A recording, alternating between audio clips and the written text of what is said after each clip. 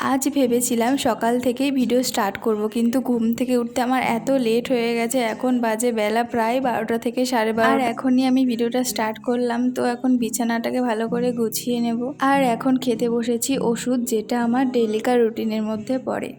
এই ওষুধটা খাওয়ার টাইমটা ছিল সকালে, কিন্তু আজকে ঘুম থেকে উঠতে যেহেতু লেট হয়ে গেছিলো তাই দুপুরেই খেয়ে নিই। আর ওষুধটা ভীষণই তিতো, যার জন্য মুখটা আমি একটু এরকম করেছিলাম, কারণ ওষুধটা খেতে আমার ভীষণ কষ্ট হয়, এতটা তিতো। ওষুধ খাওয়ার আধ ঘন্টা পর সেরকম কিছুই খাওয়া যায় না। তো দিদি এখানে আমাকে চা করে দিয়ে গেছিলো, যেটা না ঠান্ডা হয়ে গেছে। যাই হোক, এখন ওই ঠান্ডা চাটাই আমাকে খেতে হলো। আর চা খাওয়ার পর আমি ঘরটাকে ঝাড় দিয়ে নিচ্ছিলাম। ঘরে সেরকম একটা নোংরা ছিল না যদিও, কিন্তু বাসি ঘর ঝাড়টা তো দিতেই হবে, তাই না? ঝাড় দেওয়া কমপ্লিট করে আমি এখন ঘরটাকে ভালো করে মুছে নিচ্ছি। এখন তো প্রায় বেলা 1টা বেজে গিয়েছে, তো এইগুলো তো করতেই হবে। অন্যান্য দিনগুলোতে না সমস্ত কাজ কমপ্লিট হয়েই যায়, কিন্তু আজ আমি ঘুম থেকে উঠতে লেট করেছিলাম বলেই আমাকে সমস্ত কাজের দায়িত্ব দিয়েছিল আজকে ঘরের।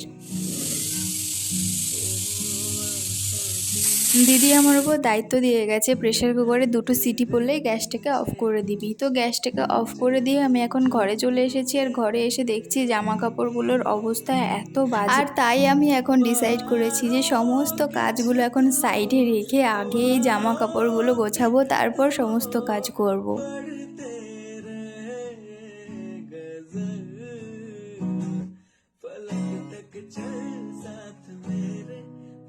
জামা কাপড় গোছানোর কাজ আমার এখন কমপ্লিট হয়ে গেছে, আর এগুলোকে আমি জায়গা মতন সাজিয়ে রেখে দিয়েছি। আর এই ভর দুপুরবেলায় আমি এখন যাচ্ছি দোকানে শুকনো লঙ্কা আর কাঁচা লঙ্কা আনার জন্য। তো 20 টাকা নিয়ে এখন আমি দোকানের উদ্দেশ্যে যাচ্ছি।